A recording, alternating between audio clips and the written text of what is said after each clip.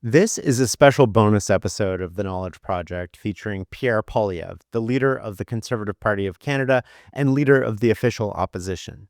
I've always avoided politics on the platform, but lately I've been frustrated, not as a partisan, but as a citizen. Political conversations around the world have become nothing but angry sound bites and gotcha moments. We've lost the ability to explore complex issues with nuance and good faith. This isn't just a Canadian problem, it's happening everywhere. So I decided to do something about it, even if it's just a small step. With that in mind, I've invited both of the leading candidates to the Canadian election on the show. They've both said yes, but only one is yet to record. Whether you follow North American politics closely or just catch the headlines, our conversation explores issues that affect your daily life. We dig into why prices keep rising, how tariffs impact your wallet, the real effects of immigration on policy, what's happening with healthcare, and even how AI is reshaping society. These aren't just political talking points, they're the forces shaping our future. I want to point out that these questions were not provided in advance, and no editorial control was given to the candidates' team. I also want to point out that our editing for the episode is incredibly minimal and nothing of substance. We're back to our regular programming Tuesday with an incredible episode on AI with OpenAI chairman and Sierra founder Brett Taylor. It's time to listen and learn.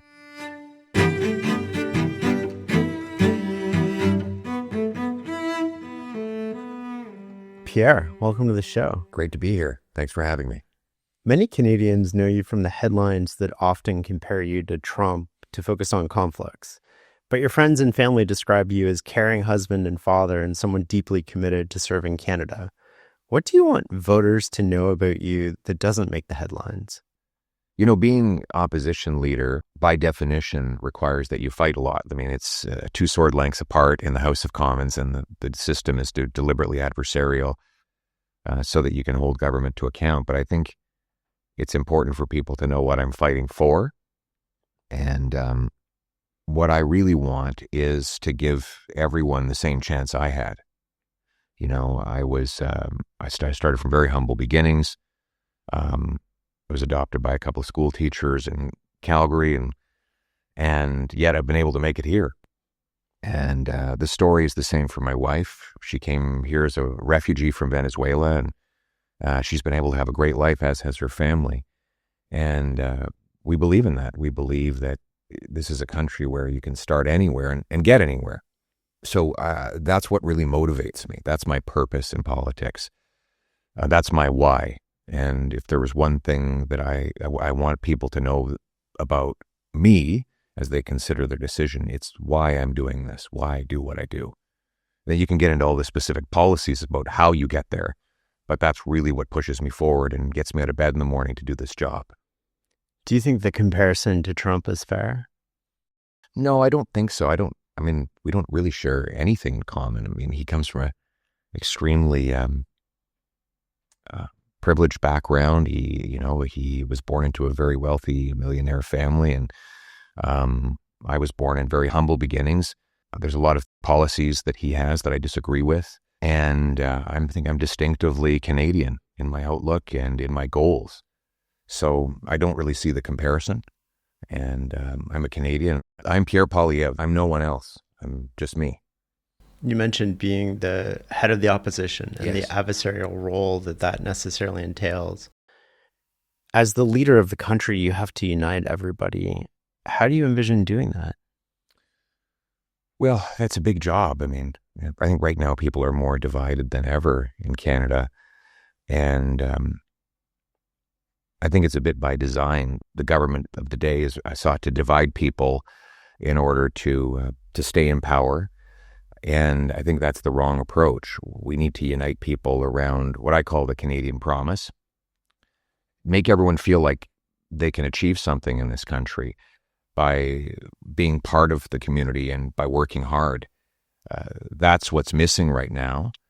I also think we have to get away from identity politics, which divides people based on their group origins and separates them into categories. The reason why we haven't had big sectarian divisions in Canada is because we judge them as people as individuals on their personal character and conduct rather than their gender, their race, their religion, which has increasingly become a vogue approach by the modern progressive left. I think the opposite approach is better.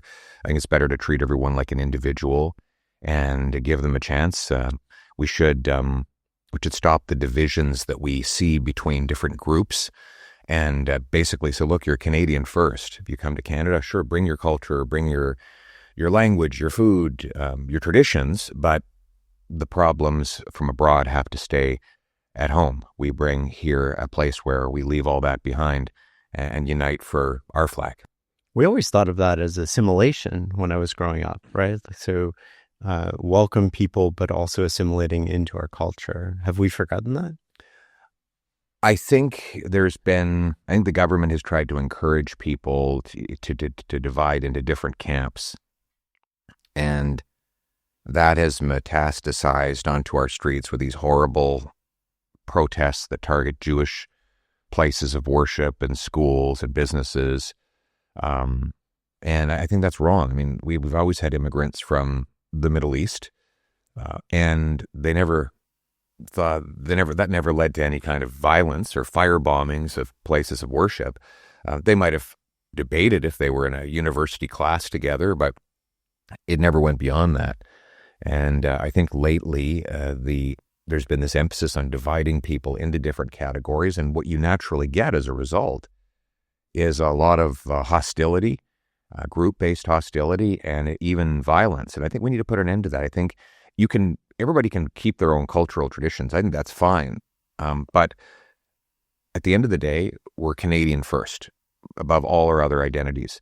And every single person should be judged based on what their conduct is, not where they came from or where their grandfather or grandmother was born. Has becoming a parent changed what you think is important for the future of Canada? Yes, it has. We have two great kids. We've got little Cruz. He's 3 years old.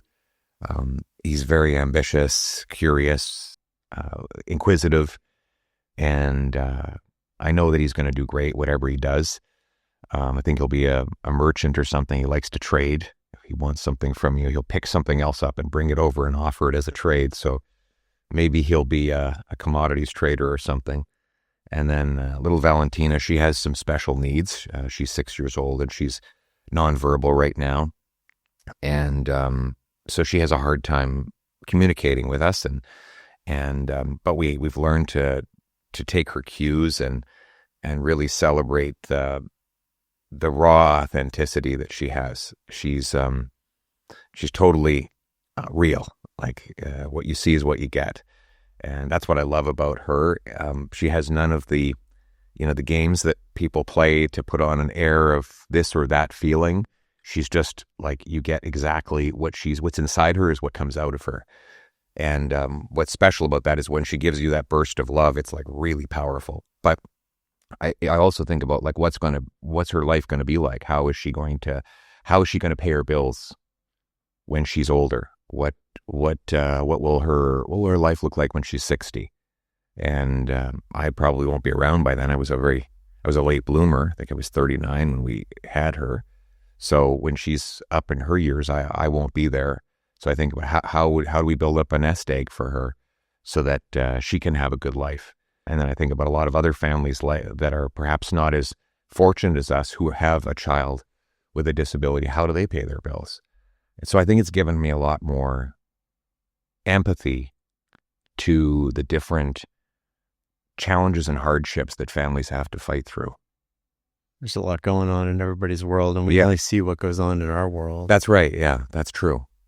So I think having kids and experiencing some of those challenges, it helps you to empathize with other people who are out there and fighting their own battles. I know being a single parent, some nights I go to bed and I'm like, I don't even know how I survived today. Yeah. Or how I did it. And then I look at other people, I'm like, how do they do it? How many kids do you have? I have 2, 15 and 14. Okay. Yeah. They go to school nearby? Yeah. Okay, so you don't have to chauffeur too much, or do they have sports? Well, that's why we moved here, is just so we could reduce commuting time. And so they could walk to school. Do they have sports as well? Well, they have extracurriculars with the school. So okay. Like between that and homework, they're pretty wiped. Like, wow, they're getting 90 minutes a night usually of homework. So that's a lot of homework. That's a no But nonsense. they're doing it. Yeah, well, most of the days. That's important. You've been campaigning against the Liberals for years, and to many voters now, the promises sound very similar on carbon tax, crime, energy, and investment. So how are you different now? Well, to the extent that they are the same at all, the difference is sincerity, because I've been saying the exact same thing the whole time. And they've been, in the last 2 months, they've adopted pale imitations of my policies to try and kind of trick people into thinking they're getting conservative policies by voting Liberal. But, let's on the carbon tax, for example, the Liberals have not gotten rid of the carbon tax that they brought in. They've just made it disappear from the gas pumps through a regulatory command that they can easily reverse if they're reelected. The law is still in place, and they do admit they want to increase it on Canadian industry, which I think will be extremely destructive given that we're already in a trade dispute with our biggest market where there is no such carbon tax. So I will get rid of the entire tax for everyone and for real. Well, let's go with investment. Mr. Carney wants to keep C-69. This is the no development law.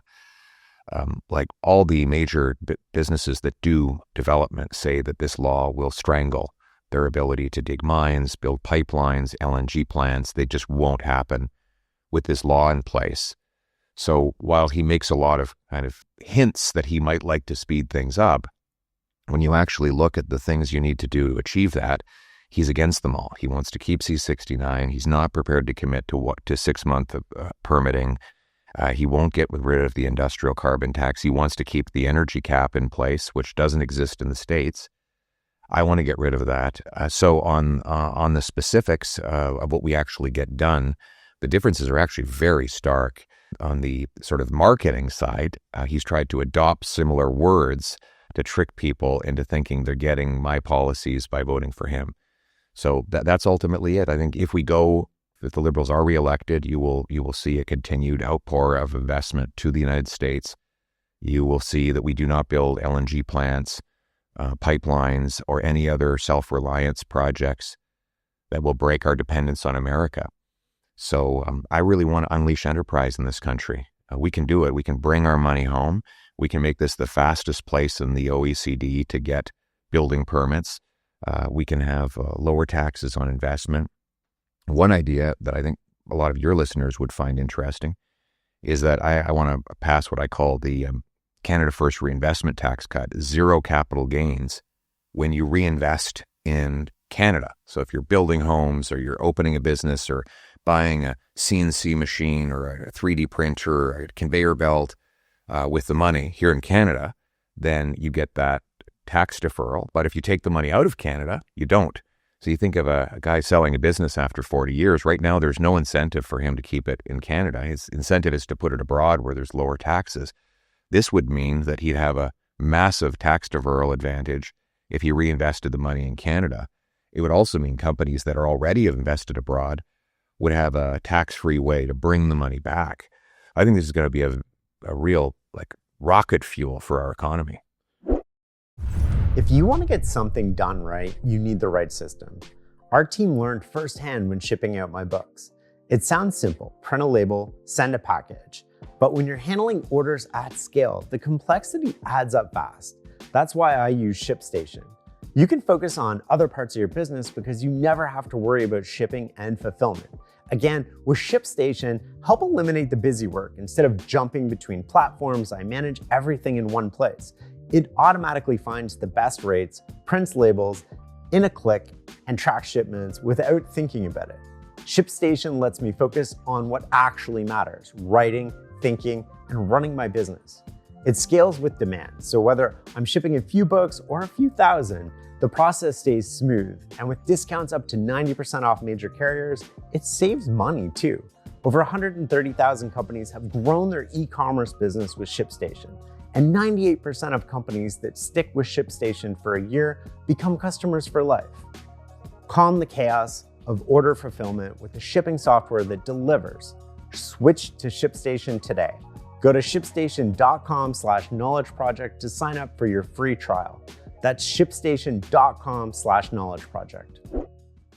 Well, let's dive into the economy a little bit, because when I talk to people who maybe work in government or they're older, they don't necessarily understand how natural resources go into fulfilling an economy.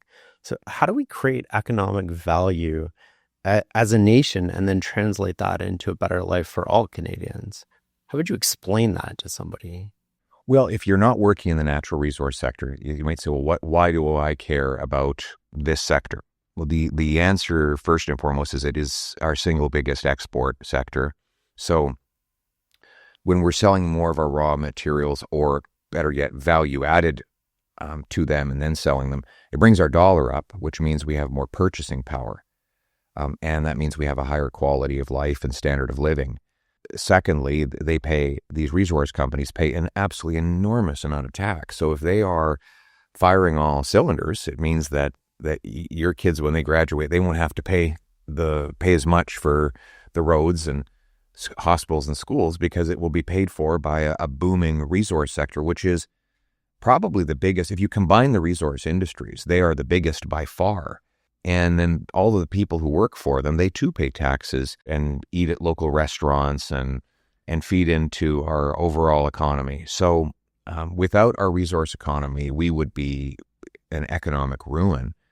That's happening slowly. It's kind of like we're the frog in the warming water, but every year we get poorer and poorer. But we can reverse that as soon as we want. Decline is a choice. It's not my choice. My choice is to unlock the power of our resources, to make this the fastest place to get a permit, to reward First Nations by helping them have a stake in the royalty revenue that comes out of these projects, and to train up 350,000 young people to fill the trades jobs. And they're incredible jobs. Like, often people see someone in work boots and a hard hat, they say, well, that's a tough, maybe he's making 30, 40 grand. These jobs can be $200,000-$300,000 a year. So let's train up the young tradespeople to fill those jobs, so we can become the richest country in the world. Do you think we could ever get to a point where we had no income tax, if we really unleashed our natural resources? Well, of course, income tax were only temporary to pay for World War I. So we saw how that worked out. I can't make that promise. I'd love to. They definitely make some headlines if I promise that right now. But we definitely need lower income tax. I call income tax the fine we pay for the crime of hard work. Every time you go out and put in a little more effort, you get punished more. So I'm committing to lower income tax by 15% on the average worker and senior. And, as our financial situation improves, I'd like to lower them even more. One of the differences between you and your opponent, Mr. Carney, is you've said no to the WEF, whereas he's heavily integrated into that. Why do you have such strong feelings on that, and how does that impact everyday Canadians? I just think it's an organization that has a very top-down mentality. I don't believe in top-down. I don't believe that there's this sort of group of globe-trotting experts that can tell us how to live our lives, that can, who can tell us which industry should go up and which should go down, what cars we should drive and what words we should speak and how our money should be spent. I really believe in distributed decision-making, personal freedom, letting people live their own lives and chart their own course. The other thing I've found is that, I've been around politics a long time, so I've met a lot of these people who are considered part of the elite, and I talk to them and I ask them questions, and then I go out to my constituency and I talk to truck drivers and mechanics and farmers, and I find the latter group is actually smarter. Now, they don't use all the same fancy language, but if you ask them just sort of nuts and bolts type questions, they're smarter. Like, Mr. Carney, for example, told us in 2021, don't worry about inflation. There won't be any inflation. We should print even more money. Well, he was totally wrong, like utterly wrong. It's a jaw-dropping mistake, and with huge human consequences. In my riding, when the money printing started, the quantitative easing, I was getting farmers and small business owners saying, there's going to be inflation, there's going to be inflation. Yeah. So how is it these people who don't attend lectures and don't go to international summits knew more about the real functioning of the economy than all of these so-called experts? What I think is we need a government that's humble and leaves people their money, their freedom of choice, control of their lives, and lets them make their own decisions. And that's my philosophical difference with that group. And it's, I believe in the common people. I think when you say that, what a lot of people might hear is, well, that means cutting services, and that would have an impact on lower income families. So can you share how a free market approach would help our economy while still protecting vulnerable communities? Well, I don't see those two things being at juxtaposition. What we have seen, first of all, we're going to protect all of the social safety net we have, particularly for the most vulnerable. But what we see is that when government grows beyond a basic social safety net, it actually doesn't benefit low-income people. It starts to massively transfer wealth from the working class to the extremely rich. And this is sort of the irony that I always like to say Robin Hood has been kidnapped. And in reality, Robin Hood was fighting against taxes. He wasn't fighting for a bigger government to take from the working people to give to the aristocrats, which is what we, I think, increasingly see. For example, the government's now spending $21 billion on consultants. That's twice what it was spending 10 years ago. Are these consultants, waitresses and welders? No. They're very high-priced, extremely wealthy people, often getting paid to do work of little or no value. $21 billion, for context, is $1,400 for every Canadian family. So we're not talking about small sums of money. Look at what happened when the government printed money over the last 4 years. It decimated the poor. Poverty went up. Now 25% of people are in poverty. Food bank lineups increased by over 100%. 1 in 4 of our kids is going to school undernourished. When the government spends money it does not have, it drives enormous inflation, and that always hurts the poorest people. The rich are not only inflation-proof, they're inflation-positive. They benefit. Mr. Carney's CEO, I think you had him on your show, he was talking about how inflation helps Brookfield because they can raise the rent and their asset values go up. So it's an enormous wealth transfer from the working class to the super rich. I like to say it's kind of like taking from the have-nots to give to the have-yachts. So what I'm talking about is actually creating opportunity, upward mobility, by having sound money that protects its value, having low taxes for working class people, speeding up permits for housing. The obstructionism that blocks home building, again, very good if you live in a mansion because your mansion is now worth more money due to the scarcity of homes. Very bad if you're a working class kid trying to buy a house or you're a new immigrant. So a lot of the poverty we're seeing today is not because of a lack of government assistance. It's because government is actively tilting the scale against the least fortunate.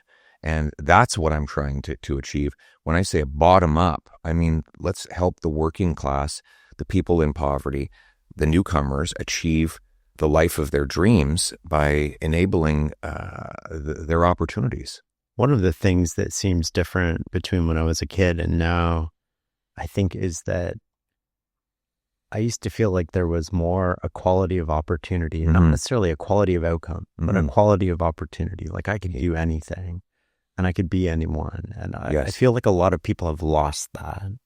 Yes, I agree with you on that. And we need to bring that's what I call the Canadian promise. That just this idea that, okay, it doesn't matter where you start, you can achieve anything you want. You can go from zero to hero in Canada. And we have these, I travel across the country and the stories I hear of, some guy who's retiring at 65 and he showed up poor as a church mouse and built it all from scratch. That's the Canadian dream. I've got a friend who lived just a little ways from here in Little Italy. His family came here with nothing, and they paid off a house in downtown Ottawa in 7 years on the wage of a road construction worker and his mom making sandwiches at a senior's home, growing vegetables in the backyard, and their grandkids wouldn't even be able to make a down payment in 7 years now, even though they're more educated and have good English language skills. So I want to bring that back. I want to bring hope and opportunity back, that anybody who puts in a good day's work and strives hard and follows the law and is honest and decent can have a beautiful life. That's what Canada should be all about. How do you plan to balance the budgets while ensuring essential services? And what impact do you think this will have, the going from an unbalanced budget where we're borrowing essentially from our kids in the future to a balanced budget on the economy? So there's two questions there: how to balance, and then what's the impact of a balanced budget? We have to stop the growth in government spending. I would bring in a hard dollar for dollar law that says any new dollar of spending needs to be met with an equal dollar of savings. They brought this in the 1990s in the US under Bill Clinton, and they balanced the budget. They paid off $400 billion of debt, and they had a booming economy at the same time. So that law then lapsed in 2001, and America went right back into deficit. The problem is, the great Thomas Sowell said, the number one rule of economics is scarcity. People always want more than there is to have. And the number one rule of politics is to ignore the number one rule of economics. And so I think that we've got politicians who, by the nature of the job, don't have to experience scarcity. They just externalize it through money printing, taxing, and borrowing. If you had a law that internalized the scarcity, required the government control itself, rather than just going to the taxpayer or to the lending markets, that would enforce a value for money discipline within the machinery of government. And so I would reduce the size of the bureaucracy through attrition.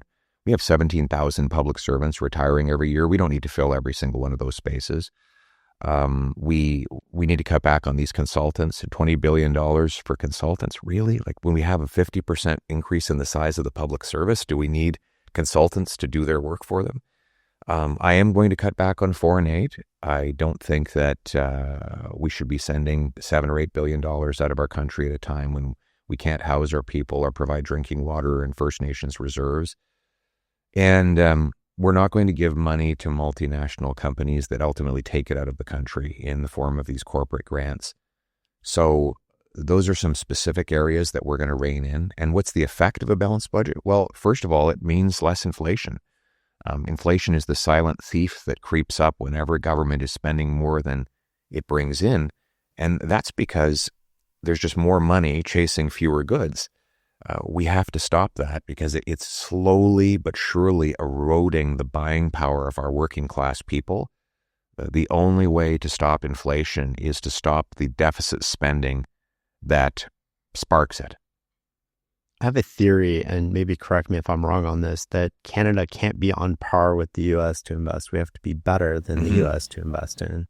So when we talk about multinationals, we want Canada to be the premier country in the world. And with all the uncertainty in the U.S., maybe it's an opportunity for us to actually become that. What are the steps that we can take to become the investment of choice for companies when they're setting up a factory? Right. Yeah, that's a good question. It's funny you raised that because Wilfrid Laurier, a century ago, had the philosophy that we always had to be lower taxed than the Americans to compete with them because they had so much economy of scale. That would be ambitious to get lower than them, but the principle is sound. Like, capital goes where capital grows. If you can get a better ROI south of the border, you might put your money there. Now, that's what's been happening. In the last 10 years, there's been a net outflow of $500 billion of investment to the U.S. from Canada. And that's partly because our taxes are extremely high. This is a great place for businesses to take money, not a great place to make money. So you can get a lot of grants to do R&D. But as soon as you become profitable, where do you want to ever declare that profit? Well, a lot of companies choose to do it outside of Canada. Secondly, it's very slow to get anything done in Canada. We have the second slowest building permits in the OECD. And It takes 17 years to get a mine approved, 3 times longer to get approval for a housing development in Canada versus the UK or the US.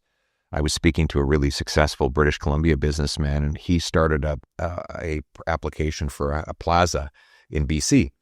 Took him 7 years. He flew down to Dallas, and the mayor met him at the airport and said, what do we have to do to get this done? And they sat down and hammered it out. He had his permits in 7 weeks. So where do you think the next plaza is going to go? It's not going to be in BC. So to answer your question, what's the solution? We should set a goal to bring together all 3 levels of government and get the fastest building permits in the world, in the developed world, really. Sure, we can protect the environment and public safety, but we don't have to take 7, 8, 9 years to do that. You can do it let's try getting it down to 6 or 7 months for major projects. I'm going to incentivize the municipalities to speed up permits for housing developments. And of course, we're going to get rid of the no development law, C-69 and C-48, so that we can rapidly approve massive natural resource projects, nuclear plants, data centers, the associated power stations to feed them electricity.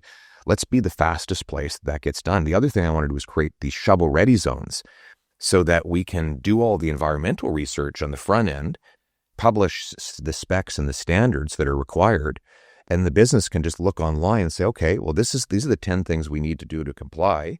Oh, and look at that. What's that? That's a permit. It's pre-published. It's a legally binding permit. I don't have to apply for it. It's already there. There's no risk. There's no risk. And then the investor doesn't have to think, well, geez, I'm going to spend 7 years on lawyers and consultants and lobbyists, and we're going to have to lock down all the capital and collect all the investors to get to a potential no at the end of if the yes is up front with clear conditions, then problem solved.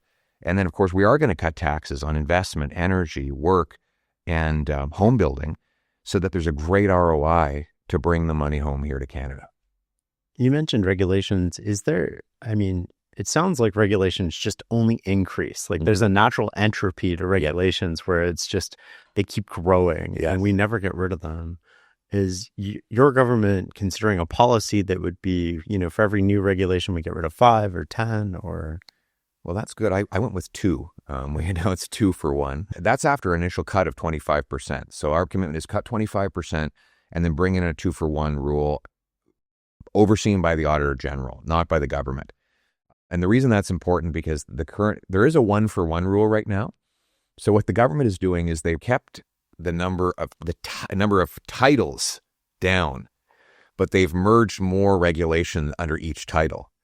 And so if you don't have an independent audit of how much actual regulation there is, not just in rule count, but in compliance cost, then you'll never actually reduce the size. It's every creature in nature seeks to survive and multiply, and that's the first law of like any organism. And bureaucracies are no different. They set up and then they expand and they enlarge. And I've never, in all my years on the finance committee, had an agency come before us for the budget consultations and say, you know what? You hired us to solve a problem 5 years ago, and we're happy to report the problem is solved, so you can shut down our agency and we can move on. That's never happened. They come back and say, the problem we set out to solve, it's bigger than ever before, so you need to double our budget and reward us for the failure that we caused. So you actually need hard binding restrictions on their growth. When we were last in government, we had the economic crisis and we needed to get projects done quickly. So our Minister of Infrastructure said to the bureaucrats, we need the application forms for projects to be 1 page long. And they wrestled and they fought. They said it can't be done. They got it down to 1 page. And then he said, we want 1 environmental review. And they said, no, this will be a disaster. There'll be species that will go out of existence and water will be destroyed. And well, they got it down to 1 review. So what happened? 23,500 projects got done from concept to completion in 2 years, and the Environment Commissioner, an independent officer, went out and did a full study and review and couldn't find a single environmental problem that had resulted from it. So that means that all the other pages of bureaucracy, all the other environmental reviews, they weren't actually providing any incremental protection for Mother Nature. They were just giving work for consultants and bureaucrats to do. Well, that's not what we need. We need to get projects done. So let's cut the bureaucracy and the waste. And as Bob Stanfield said, stop stopping and start starting. Why do we default to no? It's safer. It's safe just to say no to everything, right? And nothing can go wrong on the surface. I mean, obviously, there's enormous negative consequences to saying no, but you can't see them. It's all the wonderful things that would have happened but didn't. So it's just easier for a bureaucrat to say, no, you're not going any further. And it takes boldness and audacity to push through that. Canada's economy creates less value per worker than America's. And the difference in the last 10 years has grown quite a bit to a meaningful degree.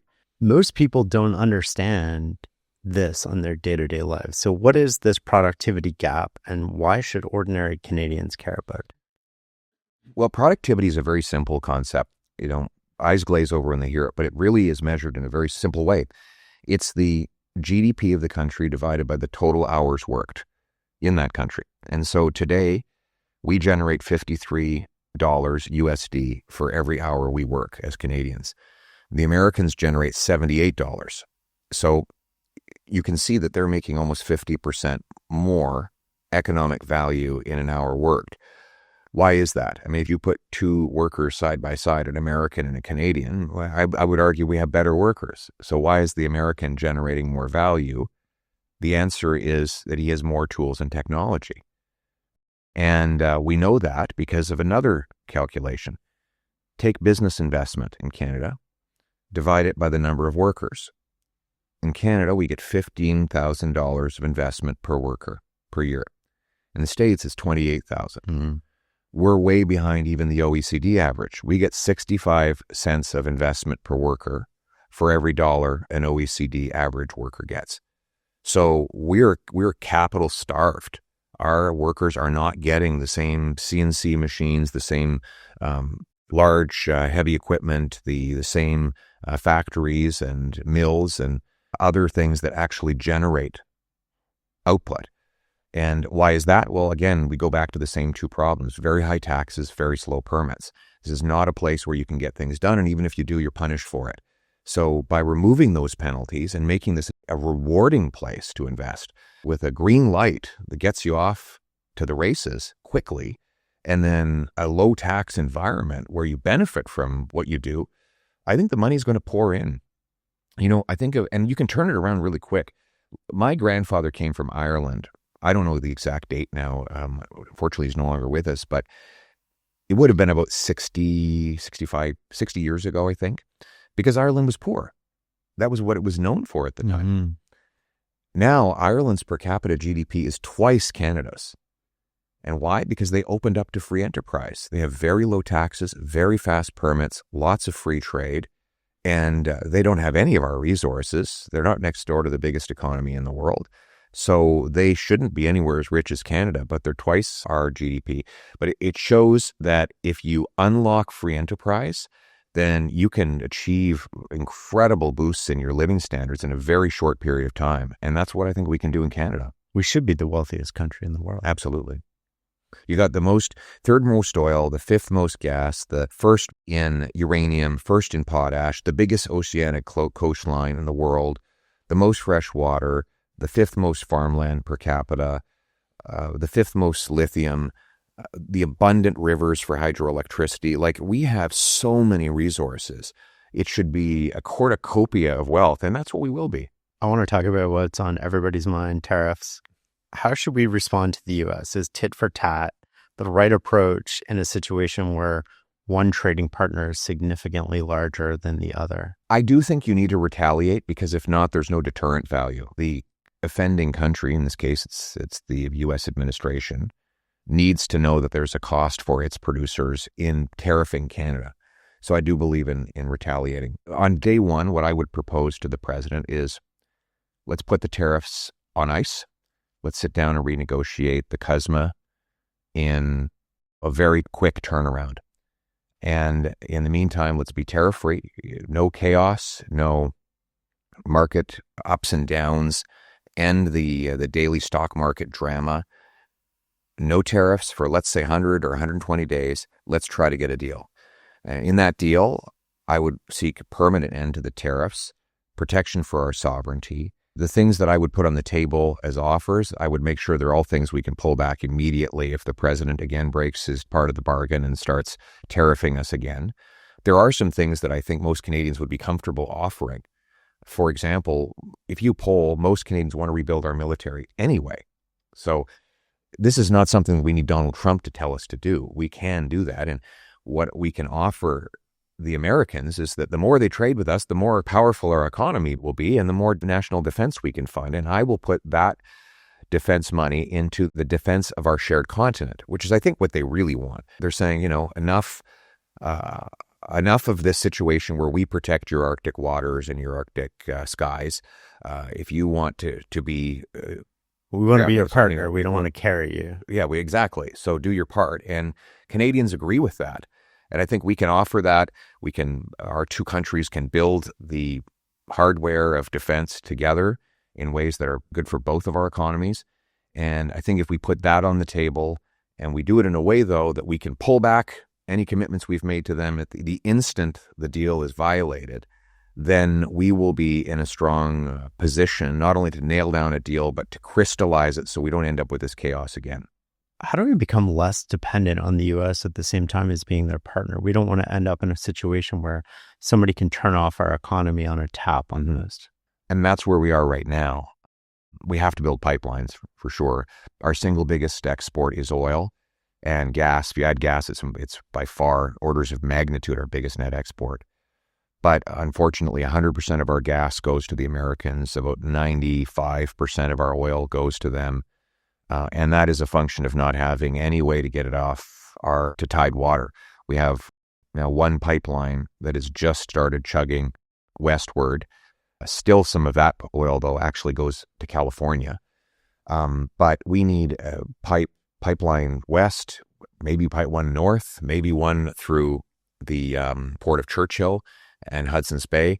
And I would ideally like to have an east-west pipeline. So I intend to get these shovel-ready zones to create a national energy corridor with pre-approval for pipelines. Second thing is LNG. We're the fifth biggest supplier, but we're selling it for $4 to the Americans when we could be selling it for $14 to the Europeans and a similarly high price to the Asians. Now, you get gas overseas, you have to liquefy it and put it on a ship. So you need these big liquefaction plants that compress and cool the gas into a liquid. We have an enormous advantage there too, because our cold weather makes it 25% cheaper to liquefy. Liquefaction is obviously a function of cooling things down. So then the second thing is it's 11 days to ship to Asia from BC. It's 20 days from the US Gulf Coast. So again, another massive advantage over the Americans. The final advantage is we have this abundance of hydroelectricity. The Americans don't have enough electricity to serve their existing demand, let alone to power more industrial activity. We do. We're net exports of electricity, and we can produce even more. The biggest infrastructure project in Canadian history is LNG Canada in Northwest BC, approved by Harper, facilitated by First Nations Chief Ellis Ross, who's my candidate in that area. $40 billion. This is by far the biggest project. Put this in perspective. There were 18 of these projects on the table back in 2015. 18. This is an enormous amount of investment we could be bringing. But the Squamish people, they took 14 years to get an approval for their project. It's an Indigenous-led project, and the government made them jerk around for 14 years. We should be approving these things in months. And then the coastal First Nations in BC would become literally the richest people in the world, exporting our gas overseas to Asia. And then in the East Coast, we could do it out of Saguenay, out of Newfoundland, potentially out of the Maritime provinces, and go around the Americans and say to them, you don't want our gas? Fine, we'll sell it to the Europeans and then the Asians, and we'll make a heck of a lot more money doing it. How does the lack of free trade between provinces impact people? Higher prices, lower wages. Things cost more because there are a bunch of hoops to jump through, and then lower wages because we can't generate as much wealth. You look at the trucking sector, for example. We don't have harmonized trucking regulations across the country, so You're going over the border between Nova Scotia and New Brunswick. There's a weight regulation difference. So, you can't move products seamlessly between those two provinces. How can you have free trade in this country? Obviously, the lack of pipelines is a form of a trade barrier. And we need to knock down these barriers. I'm committed to sit down with the provinces and say, look, I'll make you a deal. We can calculate how much GDP boost we get every time you knock down a trade barrier. And that means more federal revenues. I will give you those revenues. So if, say, Saskatchewan arbitrarily gets rid of all of its protections and lets free trade into its province from other Canadians, well, my officials will sit down and say, well, this is the GDP boost and the federal revenue haul from that. Let's give that to the Saskatchewan government. And that will create a powerful incentive for provincial governments to knock down those barriers. I like that. You like that one? It's a carrot. That's a good one. Thank you. I want to go back to the Trump and tariffs just for a second. It seems from the outside, looking in, a lot of what he's trying to do is slow the rise of China. Yeah. Or to level the playing field between the U.S. and China. And out of the things that you mentioned that you would do, you never used the word China. Look, I think we do need to stand up against Chinese interference in our country, whether it's foreign political interference, or whether it's unfair trade practices that deindustrialize Canada and make us overly dependent on them. There's a lot of risks to that. We also need to keep China out of our Arctic waters, skies, and soil by having a stronger national defense. I think if we have to choose between Beijing and the U.S., obviously the U.S. is our closest neighbor. They're the biggest economic and military superpower in the history of the world. And up until recently, they were very friendly to us. The president's wrong-headed tariffs notwithstanding, we still need a strong relationship with the United States. And one of the things I would say to the Americans is, if you want to strengthen yourself vis-a-vis China, you don't do it by picking fights with Canada, for God's sakes. Like, what is Canada? How does ostracizing and alienating Canada achieve that? You should give us more access to your market, and we should trade and grow our economies in synchronicity rather than fighting with each other, because Trump tariffs against Canada actually only strengthen China because they weaken both Canada and the U.S. So the argument I will make is, how do we strengthen ourselves as North Americans against the Chinese threat? We need to knock down the crazy tariffs. The Americans need to respect our sovereignty, and we need to separately but cooperatively strengthen our militaries. I want to talk about media for a second. I know this is a thing for you. It's a thing many people don't understand. So I want to get into it a little bit here. Many Canadian media outlets are partially government funded, not only via the Canadian Periodical Fund, but they get subsidies for journalist salaries. The government is a large advertiser, not to mention regulatory barriers that are put in place to prevent competition, which when I think about this, it sort of raises concerns for me about bias and editorial freedom. How would you ensure that journalists can hold all politicians, including you, accountable while preserving a diverse and independent press? Well, first and foremost, free speech. I would repeal C-11. That's the censorship law, which gives extraordinary powers to the CRTC to control what content is seen, to boost certain types of content that they deem to be Canadian in nature, although there's no real definition of that, and then discourage other content.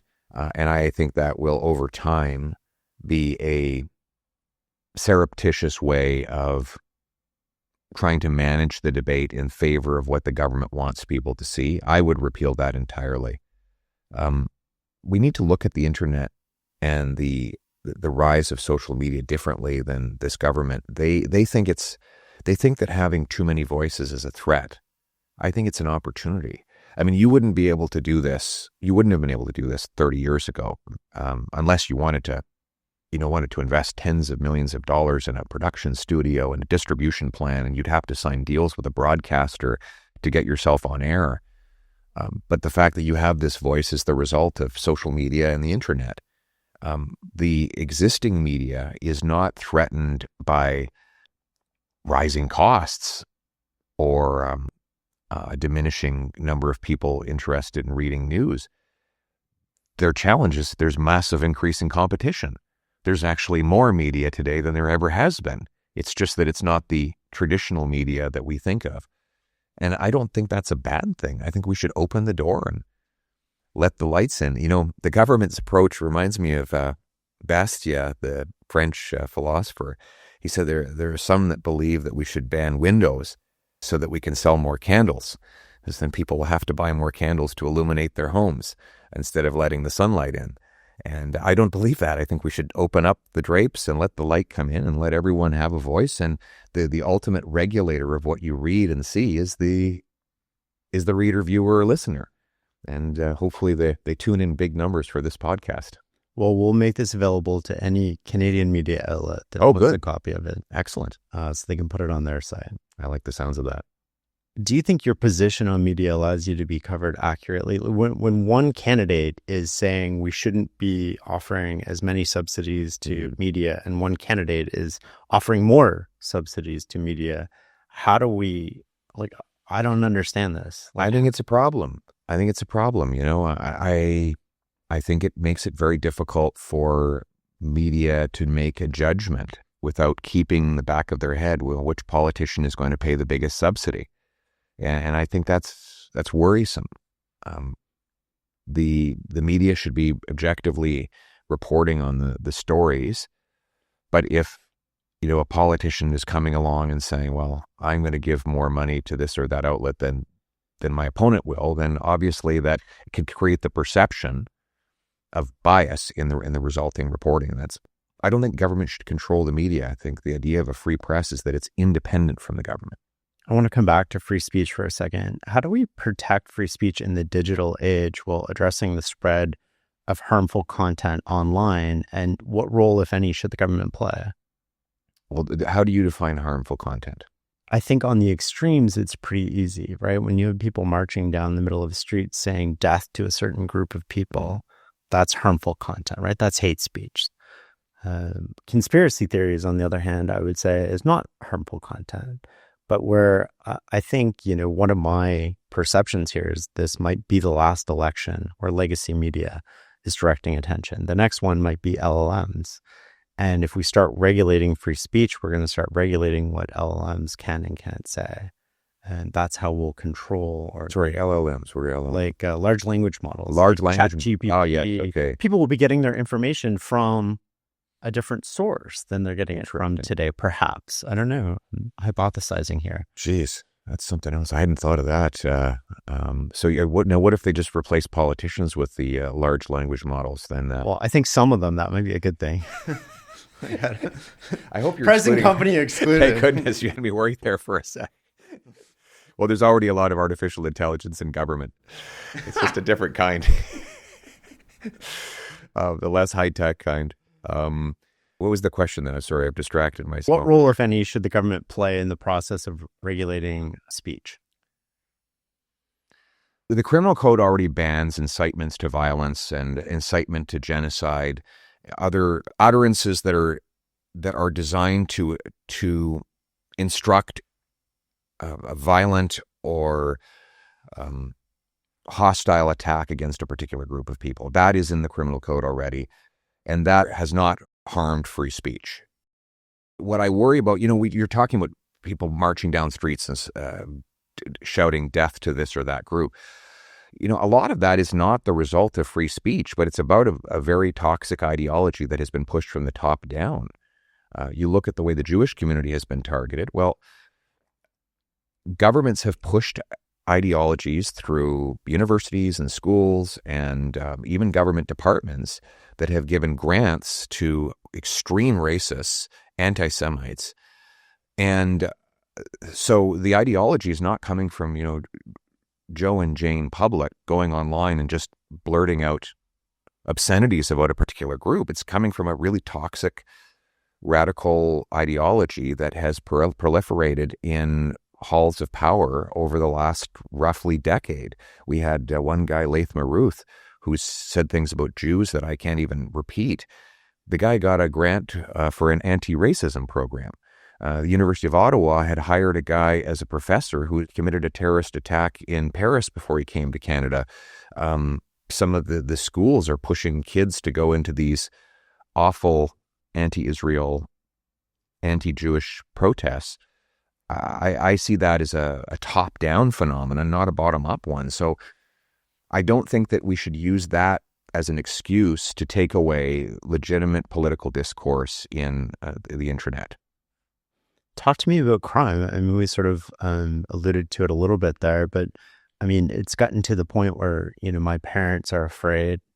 It's a very different country than I grew up in. When I was, 14, I was out roaming the streets in the middle of the night and there wasn't a worry. Right. I'd sneak out of my bedroom and like go to the local grocery store and get one of those McCain frozen cakes, and I would eat that. Well, that's really badass. A McCain frozen cake. Back in the day. Well, now your parents are going to know about that. But now they will, yeah. But my parents are afraid to go outside. Crime is dramatically increasing. Police officer, we watched with my kids, we watched a guy piss on a police car at a red light a few months ago, and the guy didn't even get out of his car to arrest him. Yeah. What's going on with crime in Canada? Well, the cops tell me that, what they call that? They call it FIDO. Well, I'll say it the polite way. Forget it, drive on. They say it an impolite way. They see a crime and they forget it and drive on because it's not worth their time to arrest people anymore. The liberal catch and release laws make it so that it's extremely easy to be released from prison. So I'll give you an example. Bill C-75 is the liberal bail law, and it requires judges release the accused under, quote, the earliest opportunity under the least onerous conditions. That's required by law. Now, bail is one thing if you're a first-time accused. Never been accused of anything in your life. You might not be guilty of anything. That's what bail is for. But what they're doing now is releasing people who have like 60, 70 prior convictions. And if you wonder about the veracity of that, in Vancouver, the police had to arrest the same 40 offenders 6,000 times. 40 guys. Each one of these guys was arrested on average once every 2 days, 150 times a year for one guy. And the police, they bring him in. The judge gives them bail. The police are still filling out the paperwork. The guy's already out in the street. The police then have to catch him again and bring him back in. And you can have like 16 or 17 live charges waiting trial and accumulating them. And the good news is we don't have a lot of criminals in Canada. The bad news is they're extremely productive or destructive. You take those 40 guys off the street in Vancouver, you eliminate 6,000 crimes. Like that's a lot of lives saved. That's a lot of people's businesses that are not going to be burnt or smashed or robbed if you take 40 guys off the street. Then you've got house arrest under C5. It allows serious offenders of really grave crimes to do their sentence in their living room so they can just walk out the front door and reoffend. They've gotten rid of mandatory jail time for bank robberies and extortions and serious possession of lots of drugs. That's the cause of this crime wave. And I'm going to reverse all of it. I will be repealing the catch and release law, C-75. I will repeal house arrest for serious offenses. I'm going to be bringing in a 3 strikes you're out law. If you get convicted of 3 serious violent offenses, you will be permanently ineligible for bail, parole, probation, or house arrest. It will be jail, not bail. Such offenders will get a minimum of 10 years, and they will only be released after that 10 years if they earn their release through impeccable behavior, clean drug tests, and by learning an employable skill. So no longer will we have parole where by law you're automatically given back a release. You'll have to earn the release. And that will make jails into a real repair shop. Like, let's fix these people up and get them back into a productive, law-abiding mindset before we put them on the street. We're going to secure the borders with more scanners of shipping containers, 2,000 more CBSA officers, and we're going to treat addiction. Addiction is out of control. We're going to treat 50,000 people who are suffering from addiction, break that cycle, and I think we can really bring back a peaceful, good life on our streets in Canada. How much do you think crime, like the lead domino to sort of crime and maybe addiction, is the lack of opportunity or the feeling, the perception of a lack of fairness, lack of opportunity?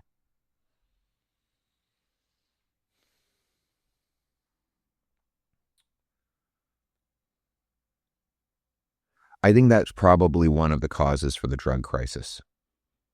And then the drug crisis does lead into a lot of other crimes. So if you think of yourself as being 34 years old, and you feel like you have no future at all, you can't afford a house, you're not going to be able to start a family, you're run off your legs, you feel life has become pointless and directionless, you can see how you might end up trying out a powerful narcotic and then getting addicted. And so I think we need to give our younger generation a feeling of hope again, that their energies will not only create great things for the country, but give them a chance at a better life. I do think that's part of the equation. It's interesting. You sort of said, like, you try it. You don't, when I was driving by one of the injection sites the other day with my kids, the only thing I can ever think of to tell them is, like, nobody thought they would be addicted when they started. Right. Absolutely. And this stuff is very dangerous. Like 2 milligrams of fentanyl can kill you. So you might be at a party one night and you're having a few drinks and people say, try this, and your inhibitions are down and you take it and your lungs stop. So we really have to stop the fentanyl. And treatment's the way to do it. For addiction, we know treatment works. It's hard, it's painful, but the miracles that I hear are really inspiring. And if we can repeat those across the country. Like, I went to a treatment center in Moncton and I said to the guys there, often I'm sure politicians come and say, I'm going to offer this or that help to you, but I'm actually here to ask you for help. I need you to get better so that you can then go out onto the street and find the next guy and you can pull him up by his hand and you can bring him in here and make him get better and he can go out and pull the next guy up. And through that virtuous cycle, we can defeat this scourge and bring peace back to our streets. I hope you're right. Healthcare in Canada is primarily a provincial responsibility, but the federal government provides crucial funding and guidance. How would you work with the provinces to ensure consistent, high-quality healthcare across the country? So we're going to preserve the funding. There's a funding increase that's baked into the Canada Health Transfer right now. We're going to preserve that. But we think there's some really low-cost things we can do to massively expand the availability of physicians and nurses. So we have, for example, 20,000 immigrant doctors, 32,000 immigrant nurses who can't work because they don't have a license in Canada. It's not because they're not qualified. It's just there's no way to prove their qualifications that doesn't involve years of bureaucracy. And so when I got my eye surgery here in Ottawa, the technician, he's actually a doctor in the UAE. He lives here with his family in Ottawa. He flies to the UAE, does 10 days of surgeries, and comes back here. We only let him work as a technician. So are you really telling me that Emirati eyeballs are different than Canadian eyeballs? Then I went back for my checkup a year later, and I brought up the story, and he says, there's 5 people like me in this one clinic. Immigrant eye surgeons who are forced to work as technicians. In Toronto, they say if you have a heart attack, don't call 911, call an Uber because the driver's probably a doctor. So we have all these doctors. So how do we get them licensed? Because we can't just let anybody become a doctor. We can't just say, well, you were a doctor in some other place. The answer is to have a national licensing test like we already have for the trades. For 72 years, we've had a licensing standard in the trades that's recognized in every province and administered by the federal government. It still respects provincial jurisdiction because it's voluntary. And it still hits our high standards because there's a real test. We could get these people tested, licensed, and serving communities right across the country. It would also help with Canadian kids who study in Ireland or the Caribbean or the States come back and quickly get licensed. That's like an extremely low-cost way to free up doctors and nurses into our system. Many voters worry that private care or expanded choice could undermine the principles of universal health care. How do you see innovation or reform fitting into the system? And what safeguards would you put in place to ensure equal access for Canadians regardless of income? So we'll protect the Canada Health Act, and we'll make sure that no one is ever denied care because of an inability to pay. I think that's a basic Canadian value, and the provinces really do administer the care itself and how it actually comes through.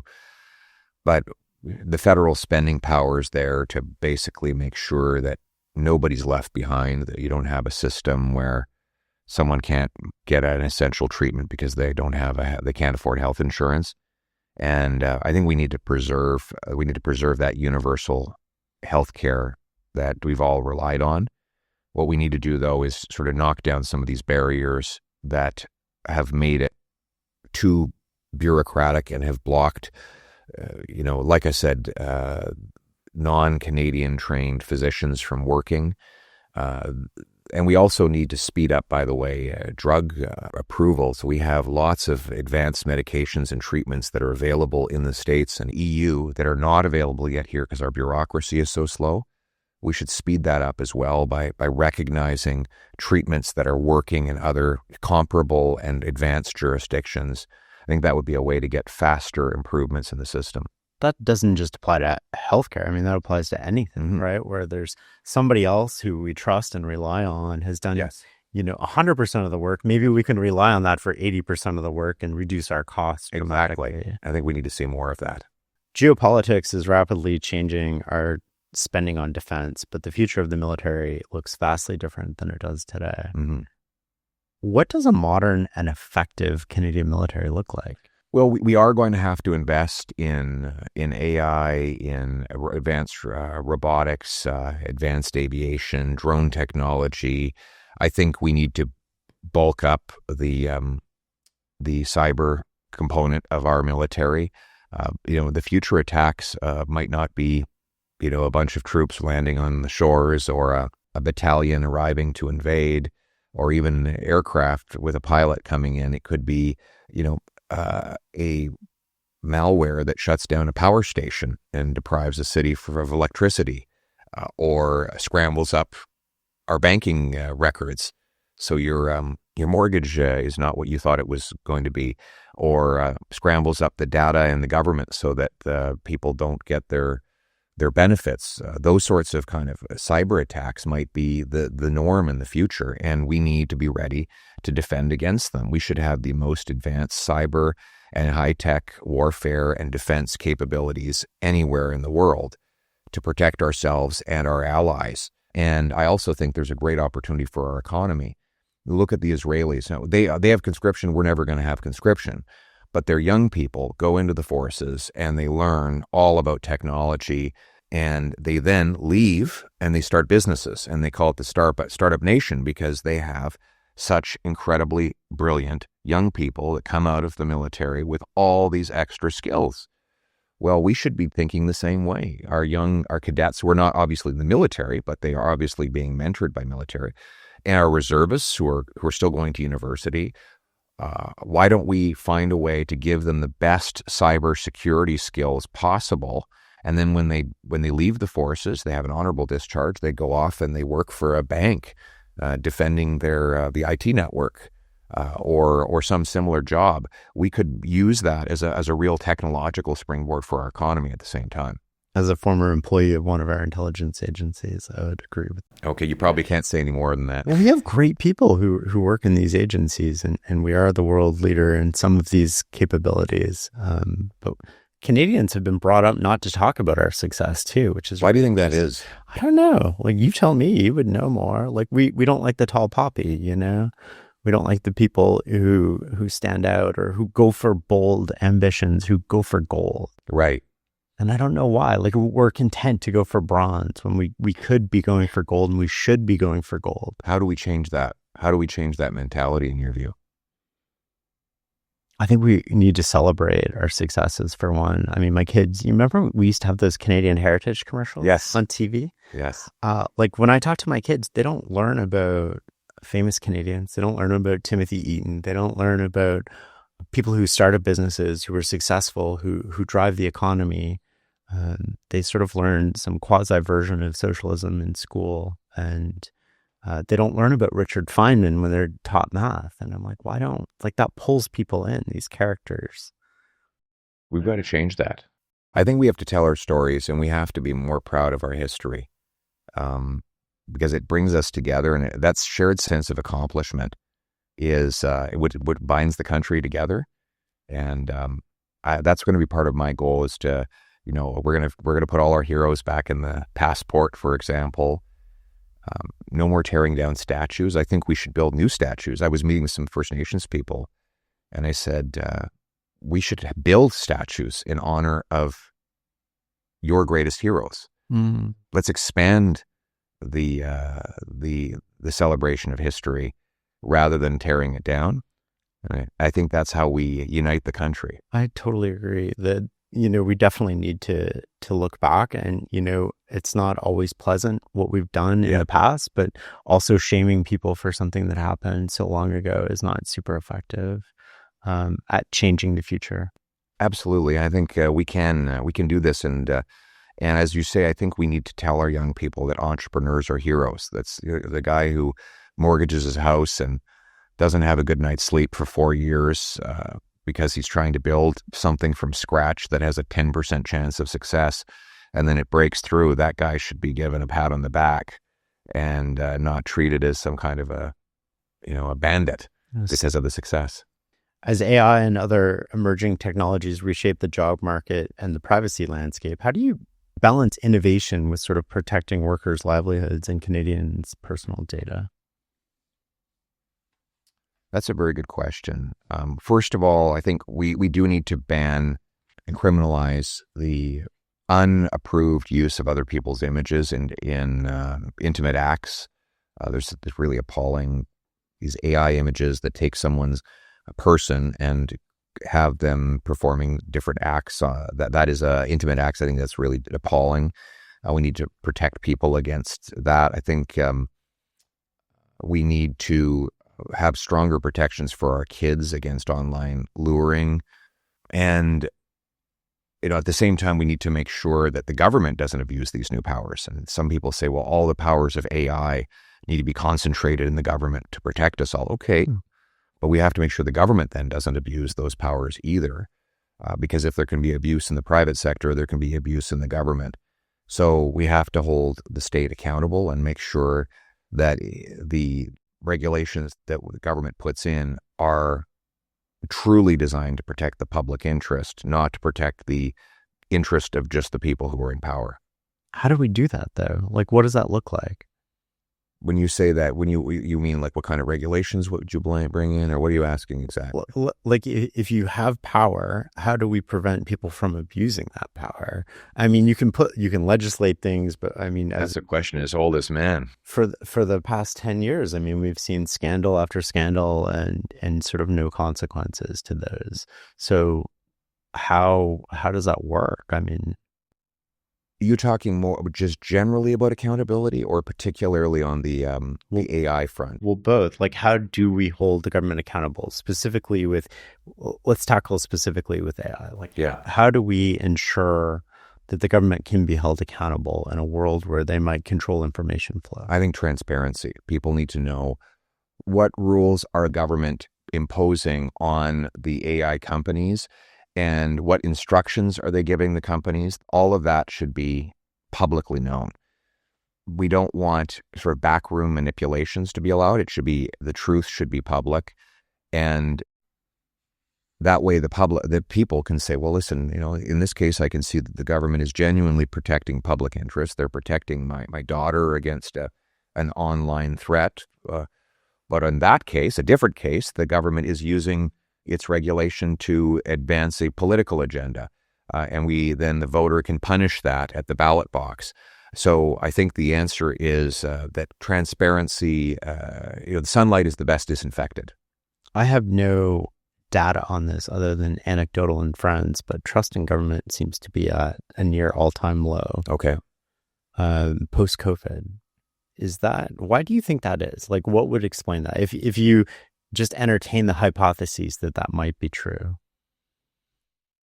Well, I think part of it is the government keeps telling us of all the wonderful things they're going to do for us, and then it results in misery for the people they claim they're helping. So they bring in a monstrous housing program 10 years ago and say, well, the government's going to get back into housing, and that's going to make it affordable. Well, then the housing costs double. An entire generation can't afford a home. Or the government says, we're going to massively increase spending because we're trying to help. Well, what happens? Well, only a small number of largely affluent people actually get the help, and everyone else gets the bill, and you got 2 million people lined up at a food bank. So people say, every time they tell me they're going to do something wonderful for me, it turns out I get stuck with a terrible bill and my life gets turned upside down. And I think naturally people are very frustrated with that. And I've tried to channel that frustration towards a positive outcome, which is let's change it. Let's stop making these ridiculous promises that government is going to do everything for us, because the government can't give you anything without first taking it away. The government doesn't have any of its own money. So every time they promise these things, they're really talking about taking from you. What we need to do is have a government that is back to the basics, does a few things right rather than a lot of things poorly, and then lets people prosper and grow and build their lives in the whole country. I want to hit on climate change because we haven't talked about that at all yet. Many Canadians believe in government action on climate change, and I want to ask a nuanced question on this. So in a world where one country opts into taking action on climate change and others can easily opt out, that risks making us uncompetitive, particularly given the role of natural resources and how they play such a vital part in our economy. How will you ensure that Canada does its part in tackling climate change while also continuing to grow the economy and ensuring Canada and Canadians remain globally competitive? That's a good question. I think we have to remember the problem of carbon leakage, which is when you increase taxes and burdens on Canadian industry to a point where production offshores in more polluting jurisdictions, and then you end up with even more global pollution while you have even less Canadian output and industry. And that's what I think we've seen over the last decade. The government has increased taxes on investment, on energy, on payroll. So businesses say, well, it's cheaper to go produce in some other place where they have no regulations. I'll give you the most obvious example to me is the Suntec tomatoes in Manotick. They're paying a carbon tax on the CO2 they release into the greenhouse, even though it's absorbed by the plant life. That's grade school science. So the Mexican tomato is more affordable in Manotick than the Manotick tomato. So the government sends a price signal to the consumer to buy a tomato that had to be transported burning fossil fuels from Mexico by truck and train all the way to Canada, rather than incentivizing the local purchase. And that's an example of, when you punish your own production, you don't necessarily get lower emissions, you just get less opportunity here. So I want to bring in a tax break for companies that produce goods below emission levels, like a tax break for investment over at the Rio Tinto plant in Saguenay. They produce 1 ton of aluminum with 2 tons of carbon. China, it's 14 tons of carbon for every ton of aluminum. So by repatriating production of aluminum to Canada from China, you're not only enriching our economy, you're actually reducing global emissions. But we want to cut taxes on low-emitting Canadian industries to bring the production home and bring emissions down at the same time. That's my overall approach. I just have 2 questions for wrap-ups. So one is, what do you think other people's biggest misconception about you is? I think that, because I spend a lot of time with the people in Canada that are suffering the most, the people who can't afford a home, whose businesses are going under, who can't feed their kids. And sometimes I find that very upsetting, and it comes off as aggressive. But it's it comes from, I don't think people, maybe perhaps they might not know that it comes from a place of caring for the people that I'm fighting for. And my challenge is to convert that care into showing people the positive vision I have for the country, the brighter future that we have with change. And that's what I have to convey in these closing weeks so that people have hope. I want people to go to the polls not because they're angry, but because they're hopeful. Usually the final question I ask for any guest is, what does success look like for you? But I think in your case, I want to change that slightly. What does success look like for Canada 4 years from now if you're elected? I think it's a place where every kid grows up knowing that they can achieve anything they want. Parents sit them down and say, look, what do you want to do? You want to be an astronaut? You want to start a business? You want to cure cancer? You just want to have a nice house with a dog and have a couple of kids that play street hockey in the front driveway? You can do any of that. All you have to do is work hard. And that's what I want the country to have. I just want everybody to have in this country, and that would be a success. Is there anything we haven't covered that you want to get on the record? No, I think that's good. I think that's all. This was great. Thank you for taking the time today. Thank you for having me. I really enjoy your show and look forward to seeing you next time. Appreciate it.